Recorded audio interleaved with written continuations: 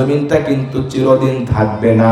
আল্লাহ কিয়ামতের মাধ্যমে এই দুনিয়াকে ধ্বংস করে দিবেন। কথা বলেন ঠিক কিনা?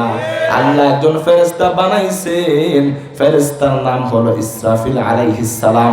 ইসরাফিলকে বানাইয়া ইসরাফিলের হাতে বিশাল একটা সিংহা দিয়া রাখছেন। বিশুদ্ধ বর্ণনা মতে পাওয়া যায় ইসরাফিল এই সিংহার মাঝে ফুৎকার দিবেন মোট 2 বার। প্রথমবার ফুৎকার দিবেন দুনিয়া এবং দুনিয়ার মধ্যে যা কিছু আছে সব কিছু ধ্বংস করার জন্য। আবার দ্বিতীয়বার ফুৎকার দিবেন এই সবগুলো আবার জিন্দা করার জন্য। বলেন সুবহানাল্লাহ। ইসরাফিল সিংহা হাতে নিয়ে আল্লাহর আরশে আজিমের দিকে তাকায় আছেন। শব্দ হয় কেন, শীষ দেই কেন বারবার?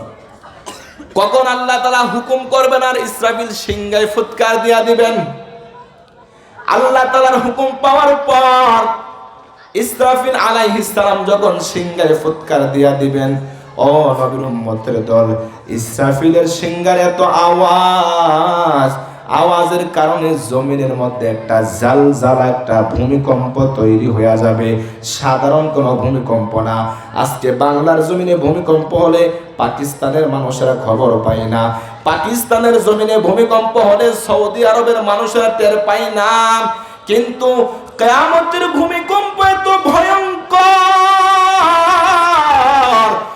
একসাথে সারা দুনিয়াটা কাঁপতে থাকবে, মানুষগুলো দৌড়াদৌড়ি করতে থাকবে, জমিন ফেটে চৌচির হয়ে যাবে।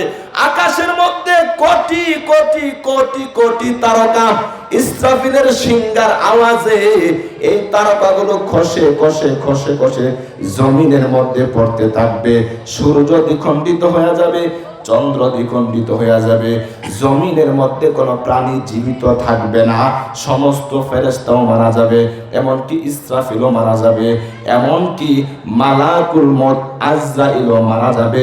শুধুমাত্র একজন জীবিত থাকবেন। মহব্বতে আওয়াজ দিয়া বলেন তিনি কে? আল্লাহ তাআলা কুরআনুল কারীমের মধ্যে বলেন, কুল্লু মান আলাইহা ফান ওয়া ইয়াবকা ওয়াজহু রাব্বিকা যুল জালালি ওয়াল ইকরাম।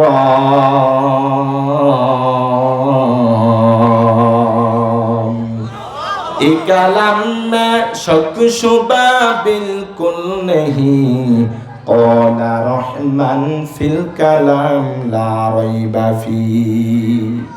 তাহলে আল্লাহর কোরআন সাক্ষী, আল্লাহ তাআলা ছাড়া সব কিছু ধ্বংস হয়ে যাবে। এরপর আল্লাহ তাআলা আবার নতুন করে একটা জমিন বানাবেন। এই জমিনের মধ্যে কোনো পাহাড় পর্বত থাকবে না, নদী নালা সমুদ্র কিছুই থাকবে না, শুধুমাত্র খোলা ময়দান থাকবে। আল্লাহ এই জমিনটাকে আবার রাবারের মতো টেনে টেনে লম্বা করবেন। এরপর জমিনটাকে বানাবেন হাসরের মাঠ। জমিনটাকে বানাইয়া আল্লাহ ইসরাফিলকে আবার জীবিত করবেন। ইসরাফিলকে জীবিত করিয়া ইসরাফিলের হাতে আবার সিংহা দেবেন। এরপর বলবেন, ও ইসরাফিল, এবার দ্বিতীয়বারের মতো সিংহায় ফুৎকার দিয়া দাও। সুবহানাল্লাহ বলেন।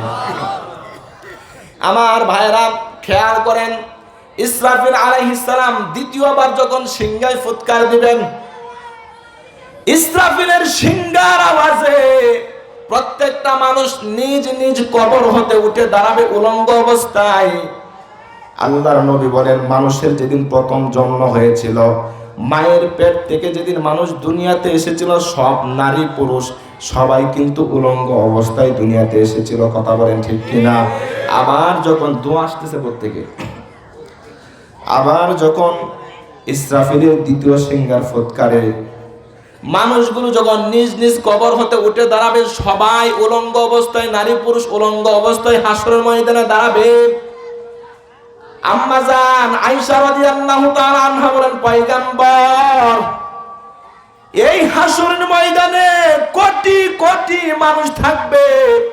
এত মানুষের ভিড়ে নারী আর পুরুষ সবাই যে উলঙ্গ অবস্থায় দাঁড়াবে, লজ্জা লাগবে না নাকি?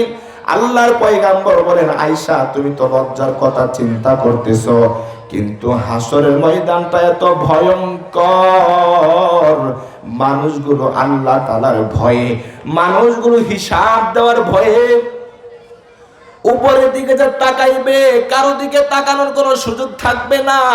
মানুষগুলো আল্লাহর ভয়ে এতটা ভীত সন্ত্রস্ত থাকবে, নিজের গায়ে কাপড় আছে কিনা, সে কি উলঙ্গ কিনা, তার গায়ে কাপড় আছে কিনা, এতটুকু হুঁশ পর্যন্ত মানুষের থাকবে না। এক তাকানোতে 50,000 বছর চলে যাবে। আল্লাহ বলেন ইয়াউমান কানা মিকদারুহু 50 আলফা সানা। হাসরের ময়দানে মানুষগুলো 50,000 বছর দাঁড়ায় থাকবে। ও নবীর উম্মতের দল, ও আমার যুবক ভাইয়েরা, বৃদ্ধ বাবারা, ভালো করে খেয়াল করেন, এগুলো আমাদের ভবিষ্যৎ। এই হাসরের ময়দান থেকে কোন মানুষ বাহাদুরি করে পলায়ন করতে পারবে না। কথা বলেন ঠিক কিনা? আল্লাহ তাআলা নতুন করে আরেকটা সূর্য বানাবেন হাসরের ময়দানের জন্য। কারণ দুনিয়ার সূর্য কিয়ামতের সময় ইসরাফিলের সিংহার আওয়াজে তো দ্বিখণ্ডিত হয়ে গেছে দুনিয়ার সূর্য। আল্লাহ হাসরের ময়দানের জন্য নতুন করে আলাদা একটা সূর্য বানাবেন। এই সূর্যটা দুনিয়ার সূর্যের মতো না, বলে দুনিয়ার সূর্যের চাইতে আরো 70 গুণ পাওয়ার বেশি দিয়ে একটা সূর্য বানাবেন। অথচ দুনিয়ার সূর্যের পাওয়ার কেমন দেখেন, দুনিয়ার সূর্যটা জমিন থেকে 9,30,00,000 মাইল দূরে। এত দূরে সূর্য, এরপরও সূর্যের এত তাপ। সূর্য যখন, রৌদ্র যখন প্রখর হইয়া যায়, একটা মানুষ খালি গায়ে খোলা ময়দানে 5টা মিনিট পর্যন্ত দাঁড়ায় থাকতে পারে না। মনে হয় মাথার চান্দি পর্যন্ত ফেটে যাচ্ছে, কলিজা পর্যন্ত শুকায়া যায়। এইটা হলো দুনিয়ার সূর্যের তাপ আর গরম। কিন্তু হাসরের ময়দানটা কেমন হবে মুসলমান? আল্লাহ তাআলা দুনিয়ার সূর্যের চাইতে আরো 70 গুণ পাওয়ার বেশি দিয়া একটা সূর্য বানাইয়া 9,30,00,000 মাইল দূরে নয়, মানুষের মাত্র মাথার 8 হাত উপরে সূর্যটা স্থাপন করে দিবে। কেমন অবস্থা হবে সেদিন মুসলমান? এই সূর্য এত গরম, এত গরম, গরমের কারণে মানুষের মাথার মগজগুলো টকবক টকবক করে বের হতে থাকবে। মানুষ পানি পানি পানি বলে চিৎকার করতে থাকবে। হাসরের ময়দান জুড়ে শুধু পানি পানি বলে চিৎকারের আওয়াজ। নবী বলেন এই যে একটা কঠিন অবস্থা, আমার উম্মতের কলিজা ফাটা পিপাসা লাগবে, পানি পানি বলে চিৎকার করতে থাকবে। এমন একটা অবস্থায় আমি দয়ার নবী, মায়ার নবী, আমার উম্মতদেরকে হাউজে কাউসারের পানি পান করাবো। জোরে বলেন না সুবহানাল্লাহ। ভাইয়েরা আমার, তাহলে এতক্ষণে